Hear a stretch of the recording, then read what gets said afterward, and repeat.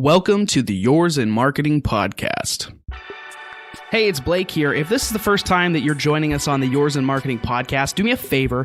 Please go wherever you get your podcast, doesn't matter where, and please review, rate, subscribe to the podcast right now, or after the episode, whichever works for you.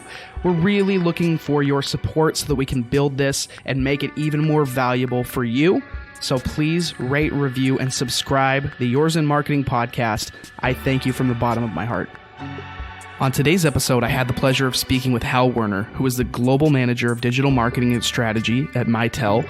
He's also a content strategist extraordinaire and a copywriter. And today we talk about the power of content strategy in marketing. We also discuss how you can put data at the forefront of your content. And finally, we talk about how to become a T-shaped marketer, if that's even possible. So stick around. You're going to want to hear this, especially if you're in the process of creating content or copy for your website. Please stick around. Without any further ado, here's the episode with Hal Werner. And we're live here with Hal Werner. How are you doing, Hal? I'm doing all right. You doing just all right? I'm doing great, Blake. I'm doing great.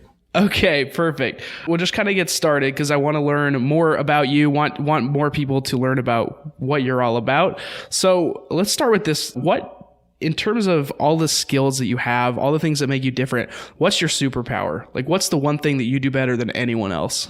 I think it would be two things. If you ask people, you might get two different answers. And one of those is kind of a unique combination of creative and analytical. So usually people tend to veer quite a bit one way or the other.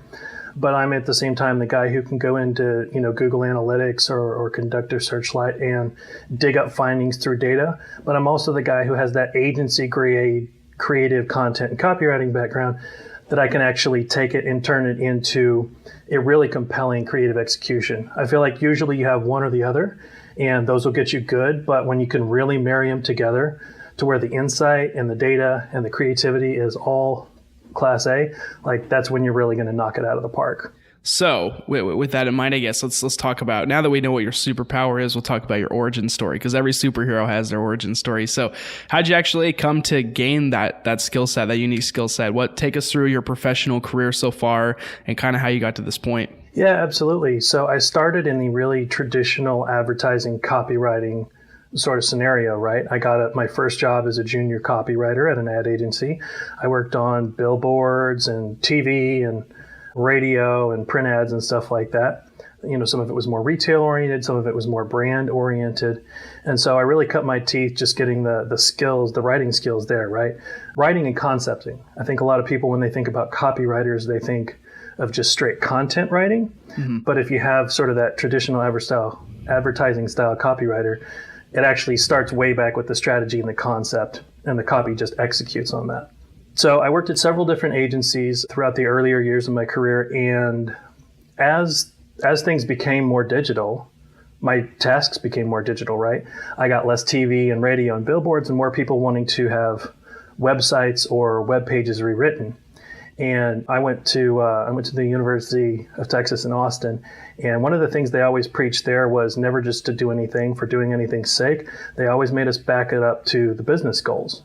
And so I was never really satisfied with just writing a web page without understanding the context. And that's been one of my things that has guided most of my career since I started catching on to that, is context. I wanted to know where people were coming from and where people were going on the site so that I could write that page in the best way possible. And so that started getting me into, very informally, like information architecture. And so from there, it was stuff like I started doing SEO research without even fully understanding if I was doing it right. Because, little bitty agency, a client wants to apply some SEO to their site, and I was what they had. And right. So back in the days when keywords were still free to look at, Google Keyword Planner tool, that's how I would do the research. I'd go in, I'd group up the keywords, I would look at the volume and things like that, and then apply those to those pages in a traditional topic cluster model that I eventually found out was just actually how you do it. Mm-hmm. And so that really spurred me on, because I got tired early in my career of this idea of just people fighting over the subjective, right? So you can have situations where if you're dealing with subjective things like creativity, you can just argue until either a popularity contest pops out, or someone makes a compelling point, or someone just pulls the boss card. And that wasn't really a model I liked, because I liked going back to those business objectives, right? So as I started getting into more digital, I really started enjoying it because you had numbers. You could actually prove that something worked or it didn't work, and you could manipulate it, right? You could try something out and you could actually see if the thing made a difference. And so I was really fascinated by that. So I looked at where I was in my career, and I actually got a job as a copywriter as part of a digital in-house team. And that was really cool because I was able to just so closely work with all the other digital folks, the PPC, the SEO, the social media, the design. And we didn't have hard boundaries between our roles. So it was really taking all those things and putting them together in a way that was most effective. So we would often bleed into each other's areas. Sure. That's what really teed me off on the idea of getting into content strategy. So I had a moment when, because I was the writer and it was a smaller company, I touched basically all the communications that went out of that place. So I was talking to PR, SEO, social, all these folks. And it turned out, I learned from my SEO guy at the time that an EDU link was really valuable. And I happened to know from the PR team that we had one of our higher ups, I think it might have been the founder of the company, going to speak at a local university. So I simply said, hey, PR team, is there any way you can get a little announcement with a link from that EDU site back to us just saying, hey, he's coming to speak? Mm-hmm. And they got it. And that was my moment, right? Of realizing how all those pieces could work together. Right. And not just be in this little corner of copywriting where I had to execute on these strategies, but I could actually see all those things coming together and sort of matrix them in a way that would make something greater than the sum of the parts. Sure.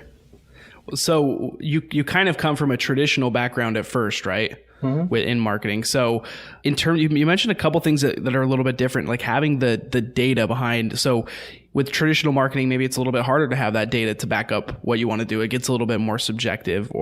So I guess speak to that a little bit, the difference between, or what that transition felt like when you really knew, like, I'm going from traditional and now I'm into digital. What did it feel like in the moment? I was super excited about it, honestly, because I asked as often as I could from clients to try and get quantitative results from the ads I did, because I figured that was always going to help me sell the next ad, right? Or the next job that I needed. So I was always trying to prove those things out. I always wanted those numbers. When I finally got in-house, I finally got to just like take the water hose on the data, because we had it all. Our bosses wanted us to have it all. They wanted us to dig in and find out as much as we could to do better. And so that was a little bit intoxicating, frankly. And so I did end up having another job where I went back agency side, B2B marketing after that for a few years. And I missed the data. And, I missed the influence of being in-house and being able to influence the strategies at a level that could make a really force multiplier kind of difference. And what I mean by that is you can kind of make incremental improvements, or you can make exponential improvements. And a lot of the time, those exponential improvements come down to the actual strategies that are being set and not just how they're executed. And so, I learned a lot of good stuff at the B2B agency, kept my creativity chops strong because they were really high on creativity. Got to brush up on the messaging strategy chops. But I knew I wanted to go content strategy. I knew I wanted to go client side. And so that's when I picked up and I really made a conscious effort to find that content strategy role, make the jump, get out of the comfort zone, the official comfort zone. It turns out I'd been doing most of it for years. Yeah. Reconstructing websites and informing on digital best practices and things. But yeah, I went head in here at Mitel where I work today, and right. It's been nothing but learning new skills ever since. Well, let's talk about that in Mitel then. What are you doing now that you're excited about? What are the kind of things that are in your wheelhouse now that you're starting to build these new skills?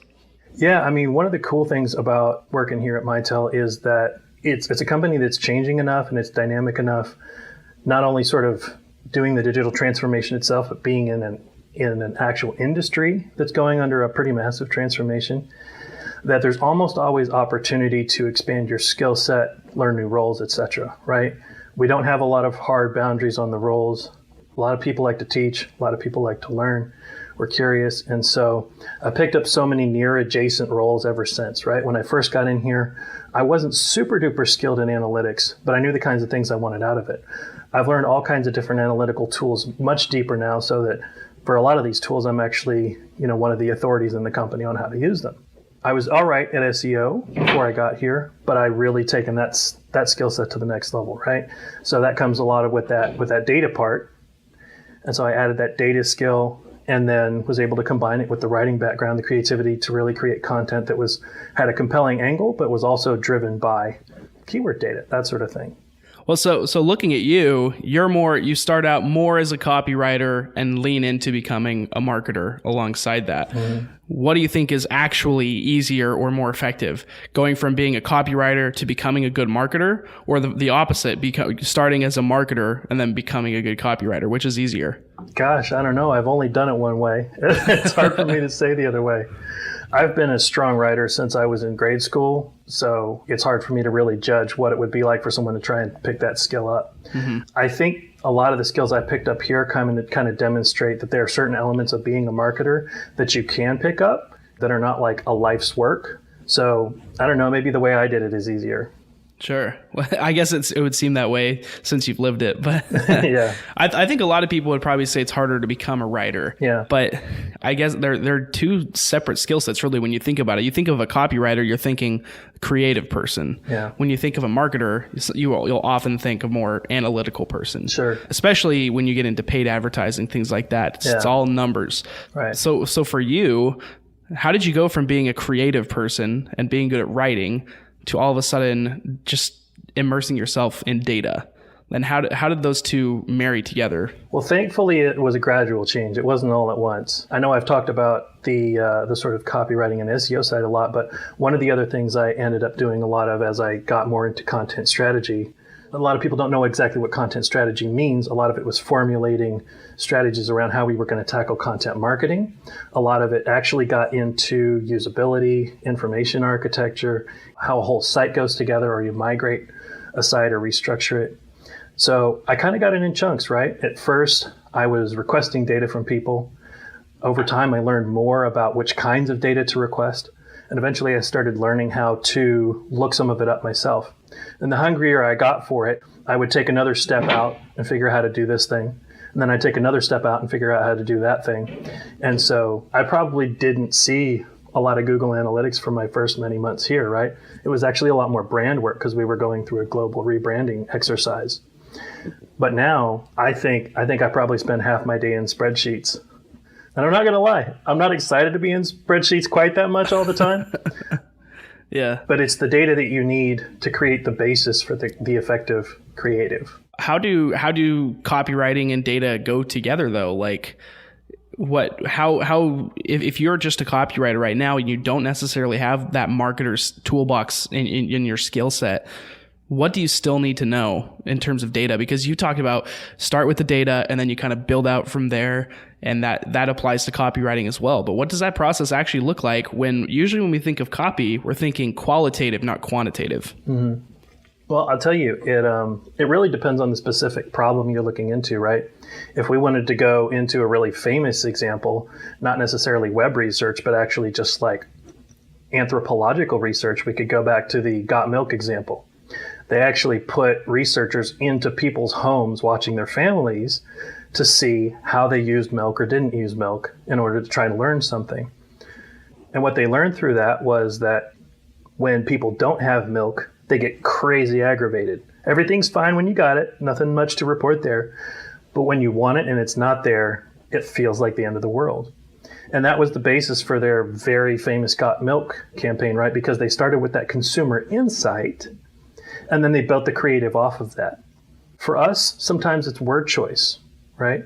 For any industry, it's really easy to get into the trap of insider language. I remember when I first got into this industry, there was a big debate about call center versus contact center. Call center is a term most of us are more familiar with because it's been around longer. But things like contact center or customer interaction center, customer experience are all relevant, but they may not be the term that's being used in the public, right? So if you're looking at a really sophisticated enterprise audience, they might be talking about customer experience, and you need to use that term. And you can see that from an analytics tool like a Moz or a Conductor or a Google Analytics, right? But you may also see that if you want to try and reach a broader market, then you might want to use call center, because that might be the term that has more search volume, even though you have an academic definition that's a little different. And sometimes you can actually use those to tie the things together. So if you're trying to invent a new term and if you're not someone like HP who can go spend millions of dollars to literally go establish a new term for the market, then you can use the regular term that you've got from your data that shows that it's got high volume, and you can associate it with your new term that you're trying to use to draw a distinction about you and your services. And then that actually literally frames how you can flow your creative.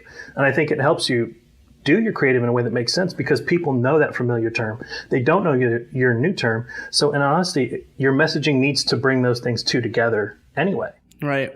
Well, I guess if you're talking to you personally, if you're talking to somebody that needs to come up with a new core page or something around a specific solution, and they're trying to brand it a little bit more uniquely so that they own that, but it doesn't have any volume, at that point, what would be the conversation that you would have with that person? Yeah, it'd come down to user journeys. So how are people going to get to this page? Is this the page that needs to rank for a specific term?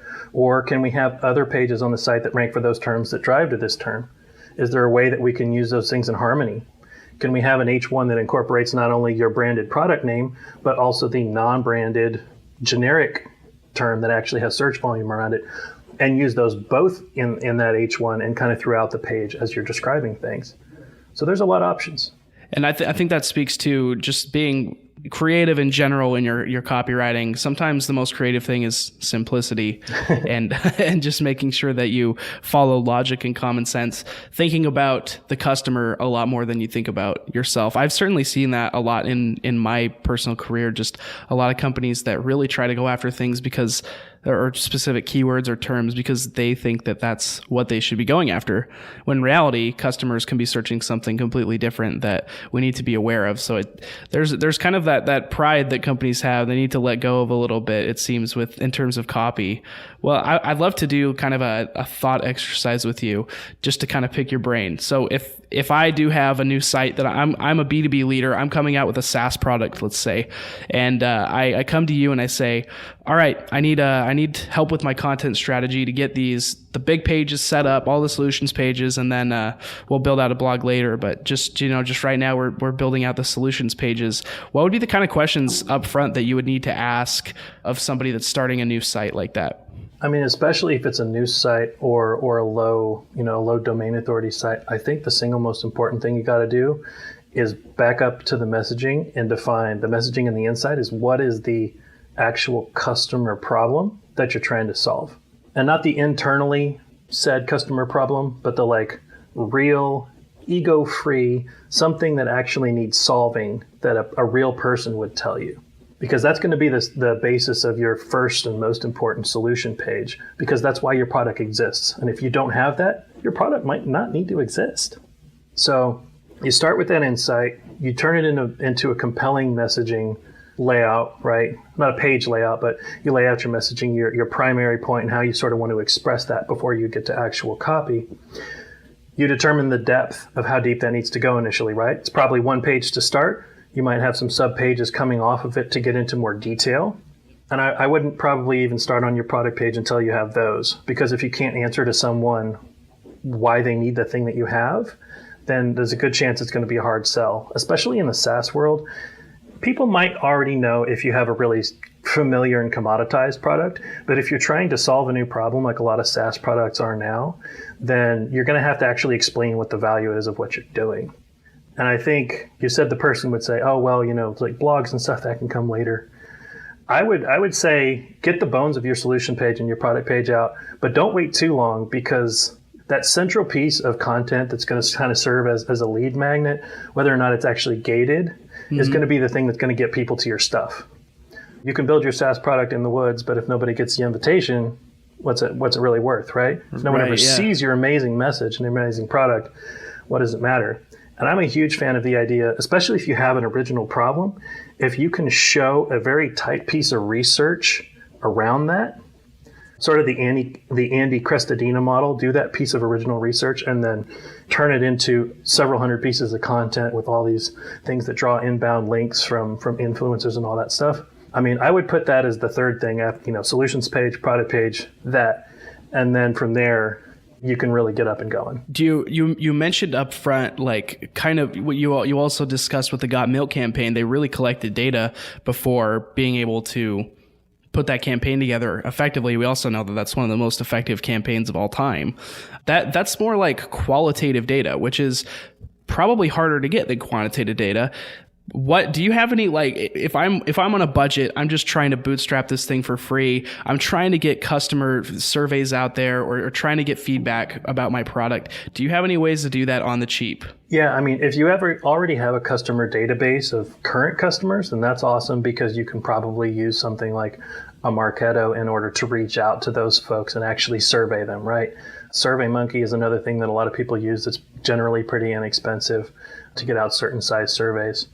I've also heard of people using Google surveys where you can specify certain profiles of people without necessarily already having it in your database and ask a more limited set of questions.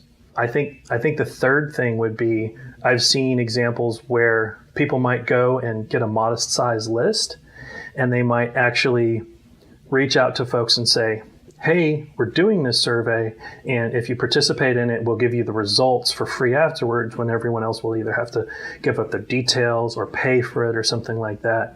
So I think that's another interesting way to think about it, because that kind of includes them in the research and maybe piques their curiosity if they're not already customers. Sure. Let's get into content strategy a little bit deeper and talk about what that term really means for people that may not be super familiar with it. If you could just give us kind of a rundown, and then we can dive a little bit deeper in there. Yeah, I have a particular stance on it that I think is probably somewhat similar to the stance they take at the Content Marketing Institute. And I actually wrote a post on my blog about why it's so hard to hire content marketers, content strategists, and content writers. So the first thing to note is there's just a ton of confusion around those things. And I think both people who are doing the work and people who are hiring do the typical thing. They try to overinflate the titles to either attract better candidates or to seem like a better candidate. So I've seen a lot of content strategy roles out there that they basically just want a writer. And I don't think that's right at all. Right. So in my mind, a content writer or a content producer, since it may be just as easily visuals or video, right? Mm-hmm.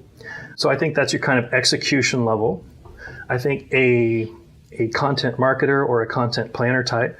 So that is someone who is planning out the specific pieces of an initiative or a campaign to accomplish a certain goal. I think a content strategist, if in their purest, most fundamental form, looks at the big picture of how you use different types of content to achieve different goals, not even down at the campaign or initiative level. I'm talking about things like, this year we need to focus on influencer marketing and figure out how we're going to bake that into the entire company, because you can't just do that as a one-man band. You need to involve many people across many departments.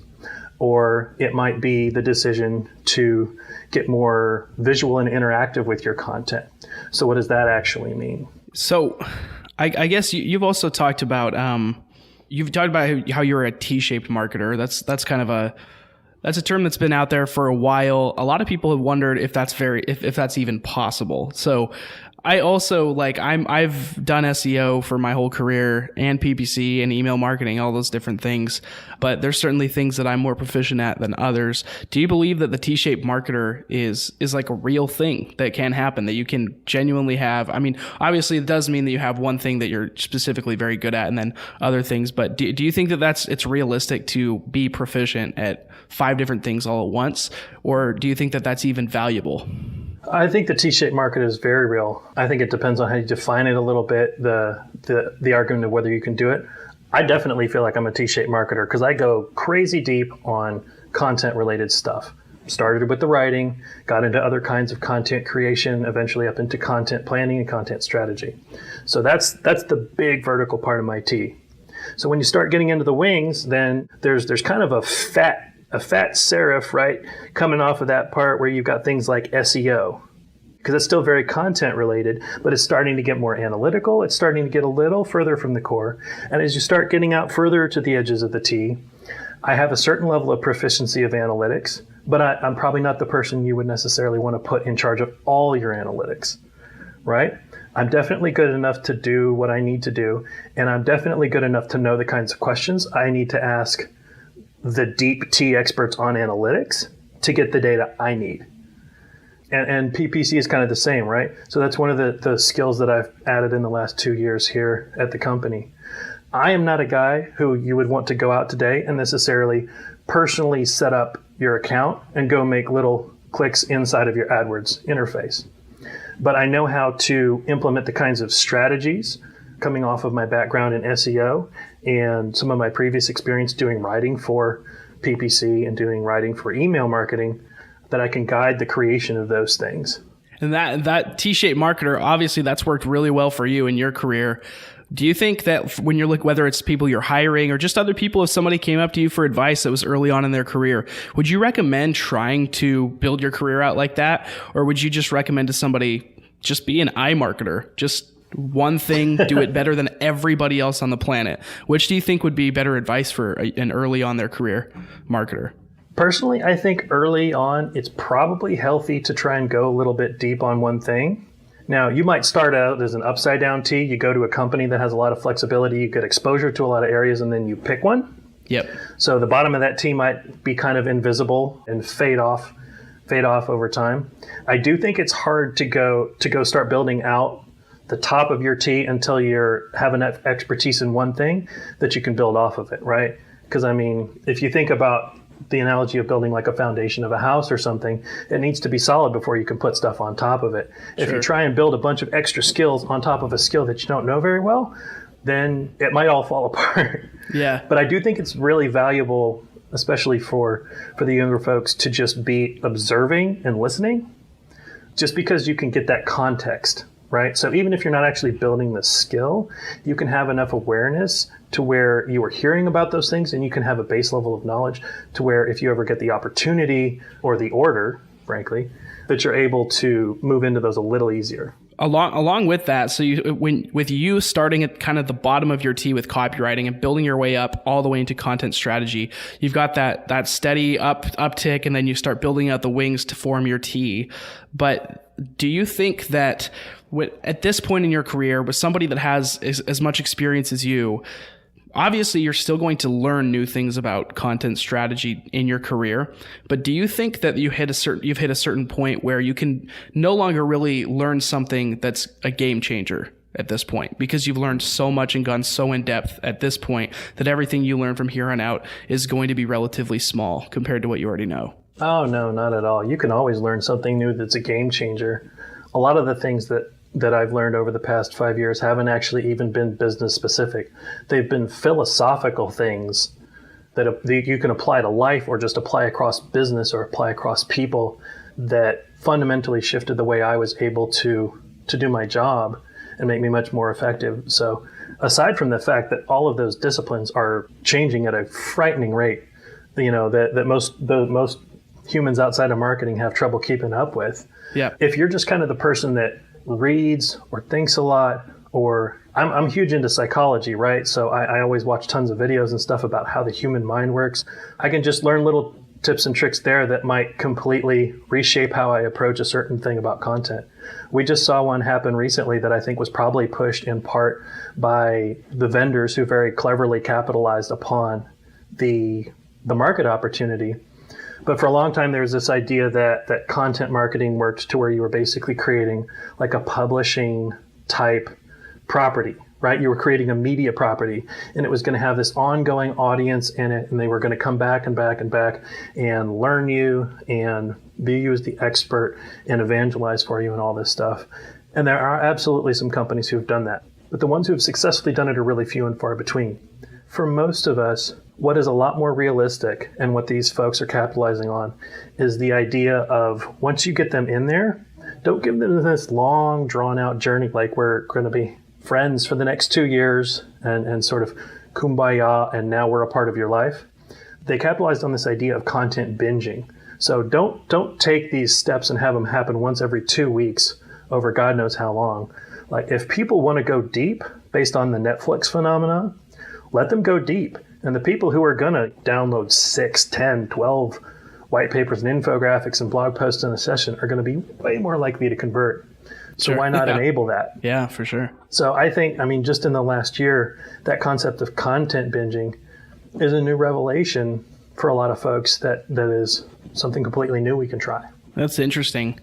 I've also, on this subject, I don't know if you follow Larry Kim, but he also brought up something called the M-shaped marketer, which is basically the same concept, but you have 3 different pillars. Okay. So I don't know if you think that's even possible to go that deep on 2, 3, or even 4 different subjects. Like, can you imagine yourself with all you have in content right now?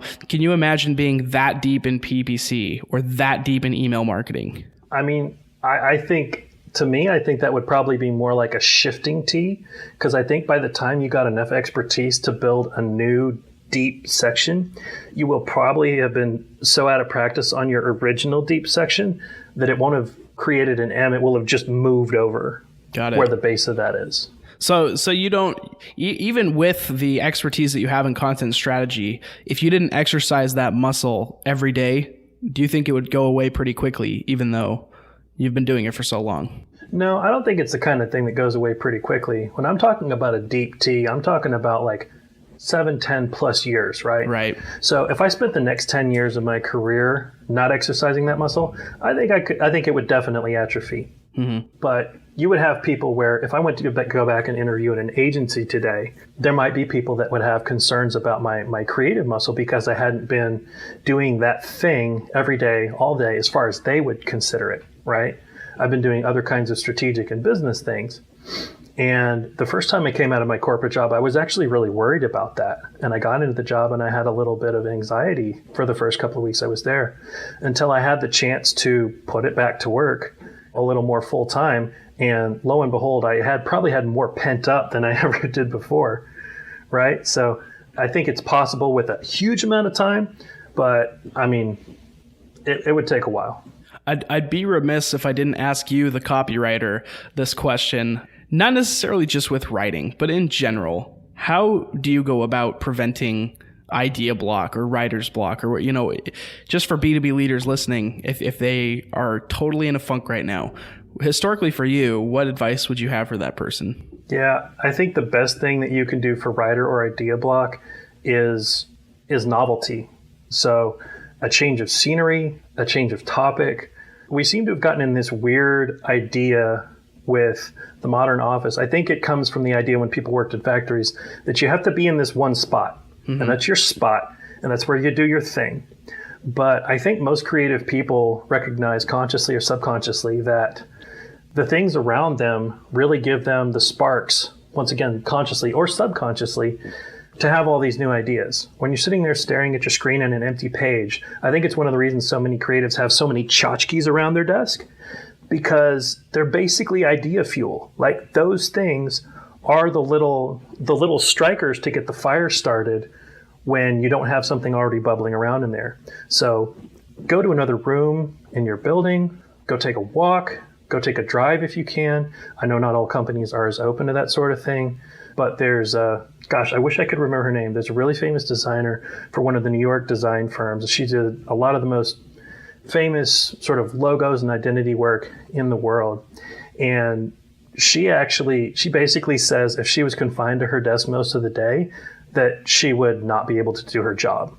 She gets most of her ideas riding around in cabs and doodling on paper, or, walking around a park. So I know it's hard, but there's even little things you can do to help out with that, right?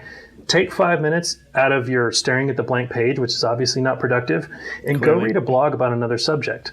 I'm a total nerd for things about architecture and city planning, right? And there are certain sites that I go to, and I might read 2 or 3 articles, and something in that article about how they're taking on a challenge in one of those fields can spark an idea for my campaign. Mm-hmm. No, that's super helpful. I find myself in that spot often. And change of scenery is definitely one of those things that if you're able to do it, just do it without thinking. I guess that leads me into talking about a little bit of your own process for just writing in general, because a lot of companies out there want to write content because they know that that's what they should be doing for marketing purposes. They know they should be doing content marketing and they're not, and they feel guilty about it. But what's your process if you're in that spot to actually go from just saying, I need to do this because that's what people do, to actually get into a place where you have a valuable content resource that's pumping out content that makes a difference on a regular basis for your customers? Sure. I mean, today I'm still personally producing content for my own stuff. I don't do as much of the direct content creation here at the company I work at now. I do more to inform the sort of insight and strategy and research that goes into that creation. So I think one thing I've just come to, I think a lot of companies may have come to with the glut of content going on, is at this point, I try to avoid creating new content unless I think it actually needs to exist. So I no longer believe in this idea of you need to have a cadence, right? If you make a piece of content that people need, make that piece of content. If you have a piece of content that people will really enjoy, make that piece of content. So if I have an idea that I think I will be able to express in a really fun and unique way that will bring light to people's days, maybe make them feel a little more related to, a little more valued, a little more understood. That's one of the things that I'll use to help determine if I should create it or not. And of course, the idea that if I believe I have a unique insight on the topic or a way to get people to the topic that they haven't seen before. There's a lot of topics. Why is this thing important to do? Why should you do this? I think a lot of those can be easily ignored. But sometimes if you frame a topic in a way that actually relates back to people, you can get them to pay attention to that topic when they might not otherwise have. So according to you, right now at this point, after all that you've seen, it's probably actually better to just go after quality pieces over quantity pieces, obviously. And then you mentioned looking at monthly data as one of those key things, one of the key factors that you can look at when you're looking at what topics to write about.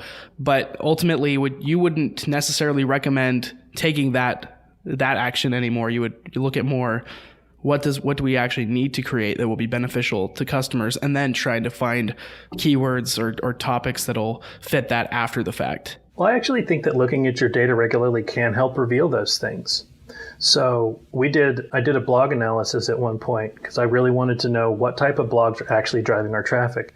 Mm-hmm. We're probably like most companies in that if you look at the curve, you see about 5, 10, 20% of the blogs producing 80% of the traffic, right? It's one of those classic 10-90, 80-20 kind of things. Well, for goodness sake, what's the 20% that's producing 80, right?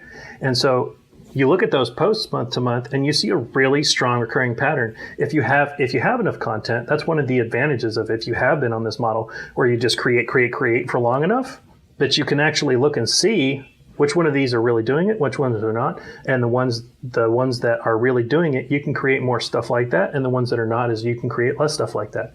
The good news is the ones that are being successful are probably successful because they're providing actual value. And that's where I guess the kind of two things are interwoven, right? Is that idea that the value a lot of time is reflected in the kind of traffic you're going to get, because those are going to be the things that people are going to link to. Those are going to be the things that people share. Those are going to be the things that are going to send search engines the engagement metrics about time on page and bounce rate and all that stuff to tell it this is a good page. It helps it rank higher. That helps reinforce the traffic. Got it. So ultimately, at the end of this all, if you had one bit of expert advice or like a secret, if you just had a secret that you could tell people about what makes content creation, or in your strategy, what can help you separate yourself from the rest, what would be that expert secret? I'd probably say it in two statements. One is data over dogma, and that is let go of the ego and actually find out what's real, because it's usually counterintuitive. And the other is it's got to be based on an insight. If you don't have an insight, and I mean an actual strong insight about your customer, then you probably shouldn't make the thing. We used to have it in our blog template. What does the customer feel about this topic today? How should the customer feel about this topic after they've consumed this piece of content? that's a really helpful set of questions to help you understand if the content you're creating is actually doing something for the customer or doing something for you. Because I've seen a lot of companies that will be totally happy to give you a brief with a customer insight. And the customer insight will be, people don't know about our amazing product. What do we need to accomplish? People need to know about our amazing product, so they buy our amazing product. That's not an insight, right? It has to be about the customer in an authentic way. And the more that you, as a company or an individual, are in that insight statement, the less likely it is to be valid. What percentage of companies realistically right now do you think have a legitimately good content strategy? Gosh, that's hard. I mean, I say it's hard because there's so many companies, but I'm also encouraged because there are enough companies out there to do it that you can mention a bunch of them. I would probably say maybe 10% really have that next level, like could be a media property kind of content strategy. And the rest are just falling by the wayside. No, they're not falling by the wayside. There's a lot of companies that I think kind of fall in the middle. They're doing solid stuff. They're doing stuff that's kind of useful or sometimes useful. And, they do a lot of the right things. They do some research, but it's really hard to cut out enough of to separate out enough of the chaff to only be left with the really gold stuff, right? A lot of the time there's a lot of that sort of nonsense mixed in there that you just have to do day to day. And sometimes you're part of the way there, but you're not all the way there. I mean, I can admit it myself, right? A lot of the time I'd have to do keyword research type content, and it might not be based on a deep customer insight. I won't pretend everything that I do is just another piece of gold. So what is, I guess with my last question for you here, what would be your all-time favorite piece that you've ever created of content? Oh gosh, that's really hard. We had a couple of them that we did here at Mitel. We did a couple of contests with the Spiceworks community. So one of our main audiences are IT buyers. And so the Spiceworks community is, for anyone who spends time in SaaS, that's a huge IT community, as well as they've got some products and other things going on. And I was able to use sort of a formula that I developed that I've been wanting to do sort of a blog post or video about.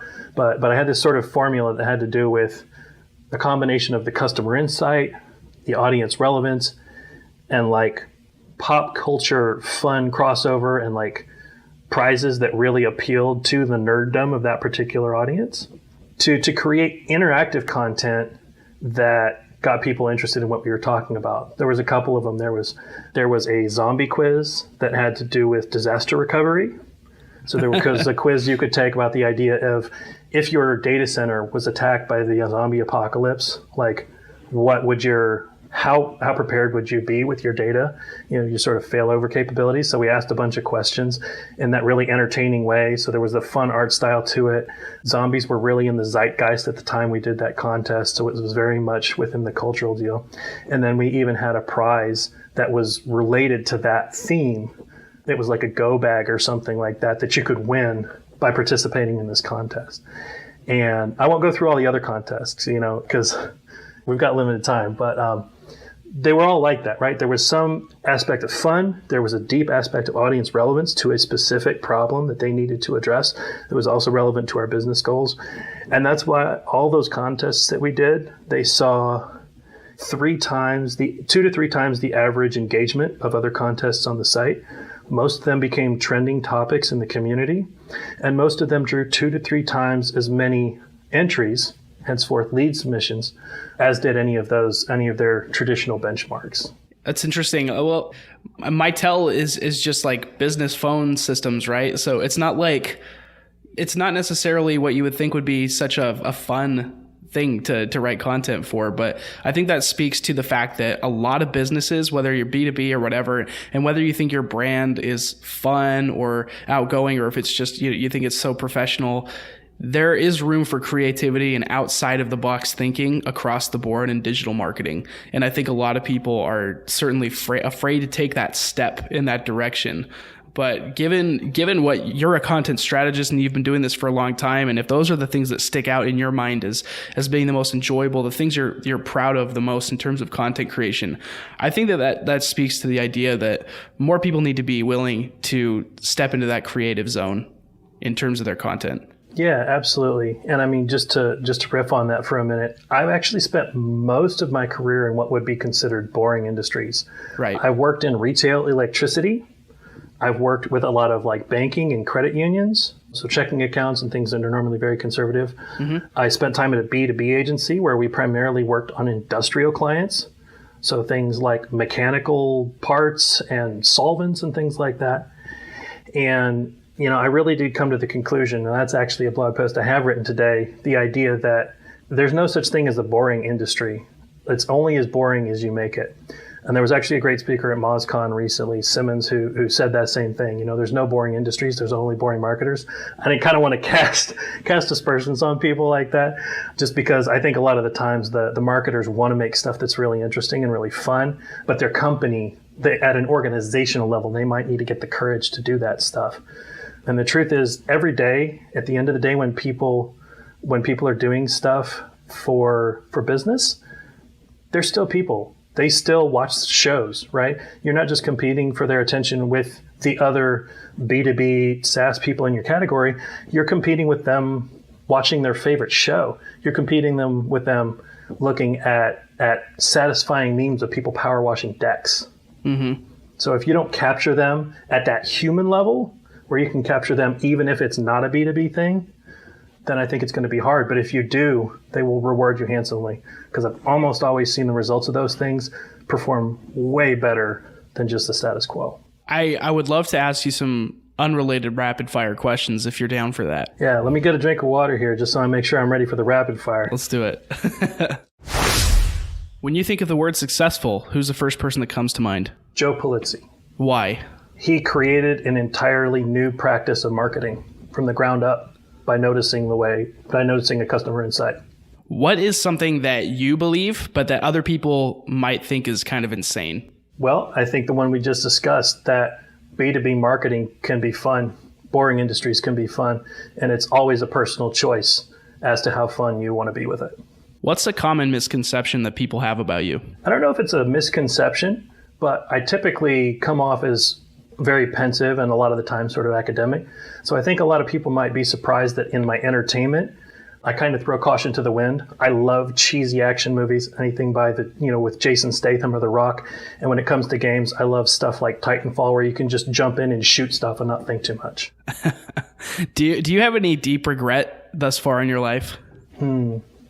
I think probably not being quite as adventurous early in my career. I had to focus on financial stability early in my career, and I didn't get too far from home. And so I think it really would have been cool to strike out to a whole nother city far away and really take a shot at something bigger. Do you have a book that you give away regularly as a present, or one that specifically has impacted you significantly? I really enjoy Hey Whipple, Squeeze This. It's sort of an old school copywriting related book, but a lot of the principles are very timeless about human psychology. Interesting. And who's that by? Gosh, I'd have to go look at the author. It's been a minute since I read it. Okay, this is the most important question that I've asked you this whole interview. If I were to tell you right now that I'm a movie director and I want to cast you in my movie about your life, what genre would the movie of your life be about? Or what genre would it be? And who would play you?